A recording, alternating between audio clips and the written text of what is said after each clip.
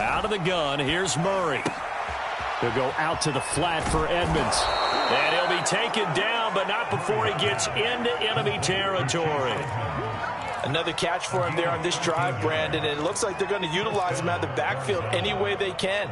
And that time they pick up a first down. So now on defense, do you assign a man to him and try and cover him before he gets going?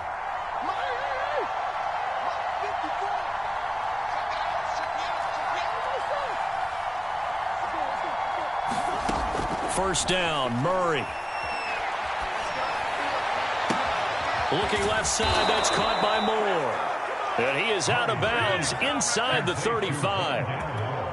Heady on that one, huh? Getting out of bounds before the 2-minute warning. They get an extra timeout, extra opportunity to move the ball downfield. Very smart football.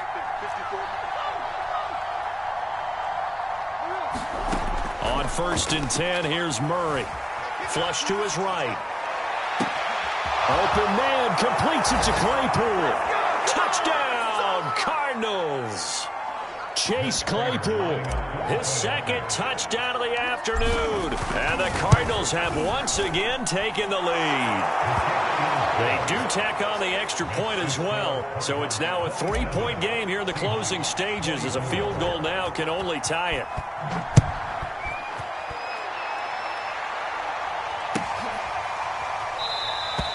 Eskridge going to keep this one in the end zone, and they'll start at the 25-yard line.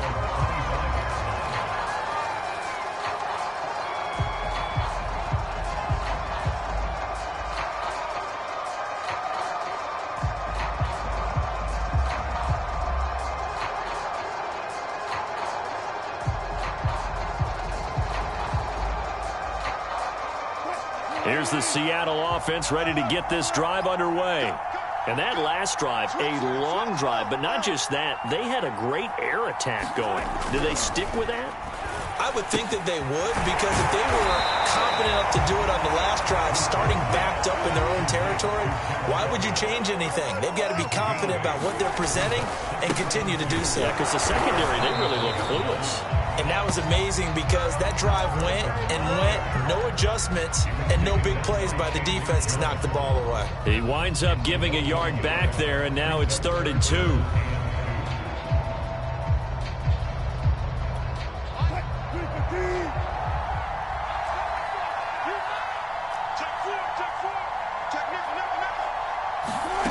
Throwing now is Wilson, sliding out of the pocket. Open man is Metcalf. He's got it. And he's going to be out of bounds, but not before he takes it inside the 40.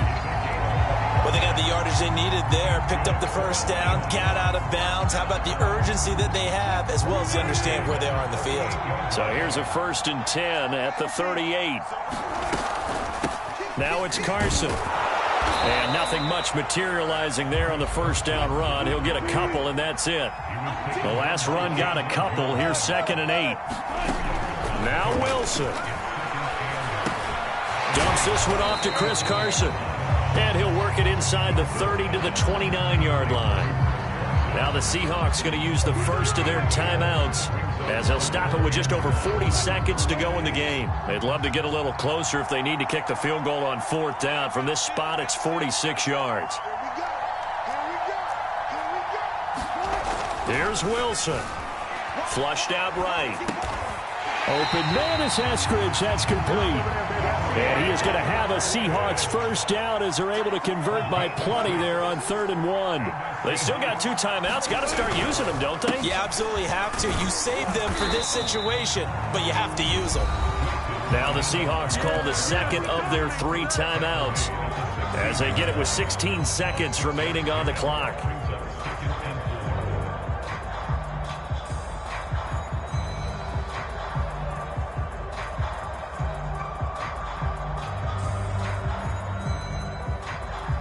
Six yards on that last play. Here's 2nd and 4.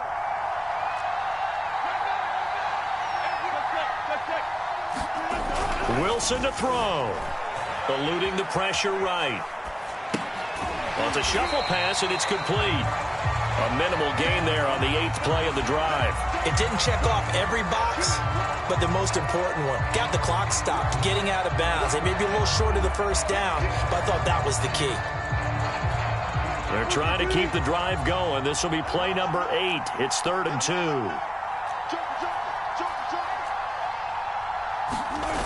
They'll look to throw. Hit as he throws there, incomplete. Maybe some temptation here to try to go for the win, but I think you got to kick the field goal. I agree totally. When you look at the time left on the clock, that's not a spot where you take the gamble. Go ahead and kick the field goal here and take it from there. So here we go. Maybe the biggest kick of the game forthcoming.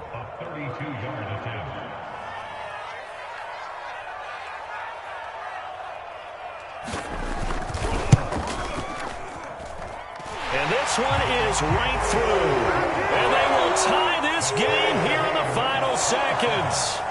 So a money kick there in the final seconds. And now, barring any hijinks on the kickoff here, partner, I think you and I, we're going to settle in for a little overtime. And I wouldn't have it any other way. This has been a dogfight all through regulation. No reason to think it won't continue in the extra period. And we have free football overtime. Here we go, my friend. And the way this game played out, this is exactly how it should end, going to overtime, because neither one got an advantage today. And here in overtime, if the team that receives the ball scores a touchdown, it's over. If they don't, we can still have some more football. That's exactly right. If they go down and kick a field goal, the other team gets a possession to either match it or score a touchdown to win the ball game. If both teams kick field goals, the next team to score wins. But if the receiving team throws a pick six or fumbles the ball and it gets picked up by the defense and they score, the game is over. And he can't field it cleanly. It's loose. And this will be brought out from the middle of the end zone.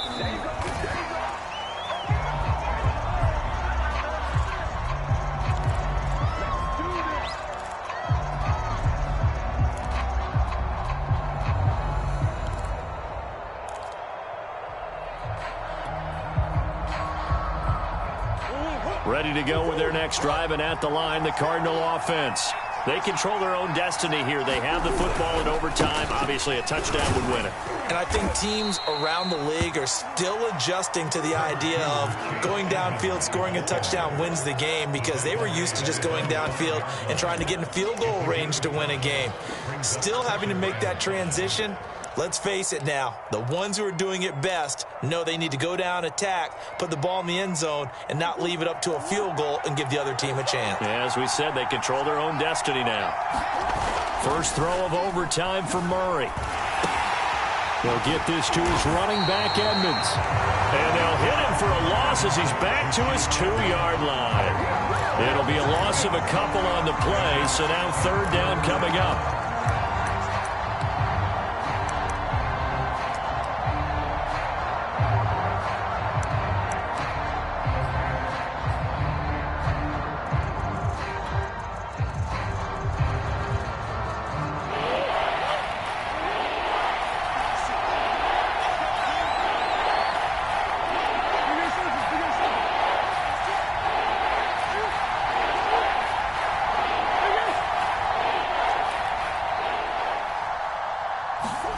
From his own end zone now, it's Murray. He'll swing that out to Edmonds. And they will get to him at the 7 and stop him short of the first down marker. 5 yards, not enough. And it'll be 4th down. Here's Andy Lee now. On for a very important punt here in overtime. Now it's Lockett. A solid 12-yard return after the 55-yard punt. And possession will switch hands, 1st and 10.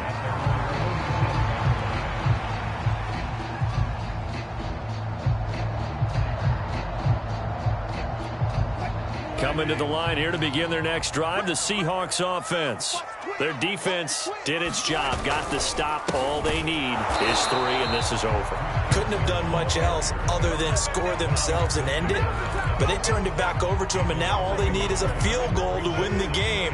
An excellent job by the defense. Can the offense finish things off? Yeah, part 1 is done, now part 2. Now what can Wilson do here in the OT? His second catch, and this one not nearly as electrifying as his first. And it'll bring up third down now. That might feel like a little bit of a lost opportunity there for the offense because the defense brought pressure that time. And sometimes against that, you can get out to your running back, and it can turn into a big gain downfield. But what a nice job they did getting to him quickly and holding him to a short gain.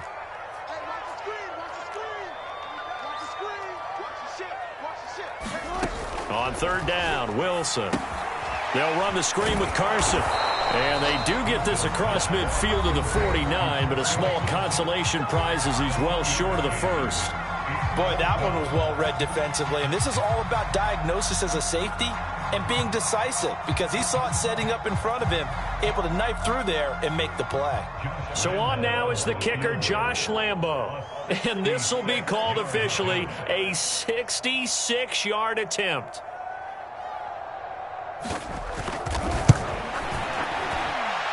And that one's not going to get there. Not enough juice. An ambitious effort, but it's well short. And that changes everything here in OT. Well, when you get that ball in OT, that's not the chance you envision, and the long field goal attempt here winds up lacking.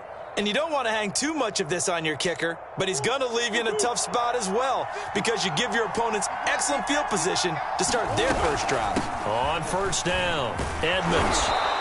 67 yards rushing for him now as he was just trying to will his guys to an overtime victory. I think we can safely say that those types of plays are the backbone of this offense. We know not every run's going to be a big hitter, but you know they'll take that type of result on each and every attempt.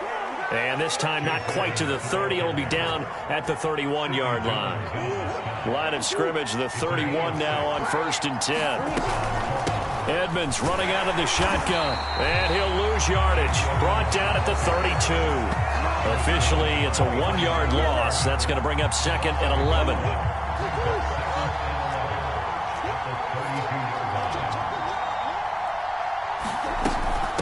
Now a give to Edmonds. And he'll go down at the 28. 4 yards on the pickup there as they get it back to a more manageable 3rd and 7. But you've got to give kudos to your offensive line and the guy carrying the ball because they were in a 2nd and long situation. It seemed pretty dire, but they brought it back to 3rd and manageable with that run.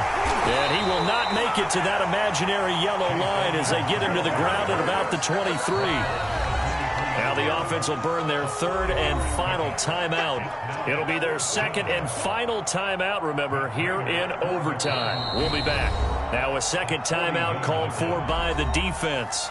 They'll be down to just 1 remaining as we step aside here in overtime. So here's the veteran kicker, Matt Prater.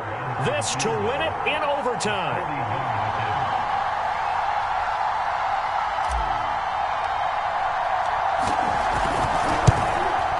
That's going left, and Prater missed it.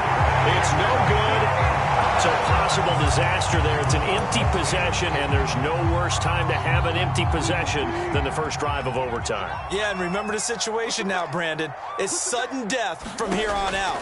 You can bet he's begging for a chance to redeem himself. But the question now is, will that chance ever come? Oh, and it's intercepted.